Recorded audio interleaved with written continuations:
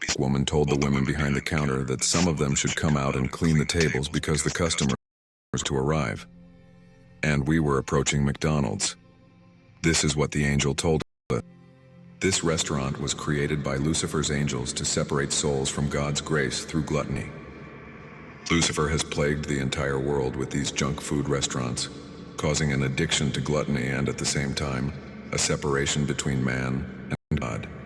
The eaters are tortured, and even from their punishment cells engulfed in flames, they are with temptation at the restaurant that has been intentionally placed not far from their punishment cells. Desperate, like starving pigs, they push against each other to look out through the fire at McDonald's. The angel told them, seeing this unbridled man running for food with a knife. I remember Proverbs 23:2. Proverbs 23:2 states, "And put a knife to your throat if you are given to gluttony."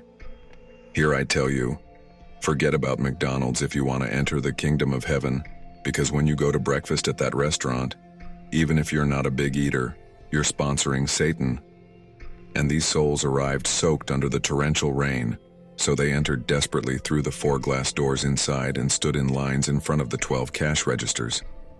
They stood in front of 12 nice, kind, and beautiful white, dark-skinned, and black girls, even though they wouldn't have to pay. She had invited them, and the dining room was overflowing with happiness, and they looked like starving pigs. Then the obese woman tells everyone very kindly not to despair, that they can eat and drink everything in the restaurant until they explode. And in the dining room, the people looked happy with big smiles on their lips and thanked the good-natured woman. Some still had the burns they had received in their punishment cell, but the command was the most important thing for them. They all ordered large quantities of chicken, mango, and all kinds of hamburgers, and even strawberry milkshakes. They sat at the tables, hungry, and began to eat and drink desperately. They hugged each other.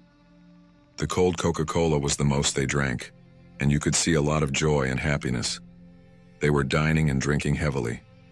Then music by Celia Cruz, the Afro-Cuban, and also Michael Jackson, the African-American, was heard.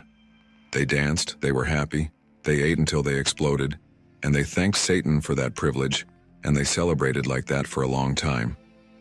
Then we heard loud thunder and lightning that broke our eardrums, and we saw how everything outside slowly turned pink, and the rainwater inside the building turned a shade of sky blue and light pink. We also saw a change in the atmosphere. It was slow, and many of the diners couldn't perceive it. They were there only to eat and drink. That was all that mattered to everyone. Praise and thanks to Satan were the most common things heard among the uninterrupted, peaceful murmur of those present.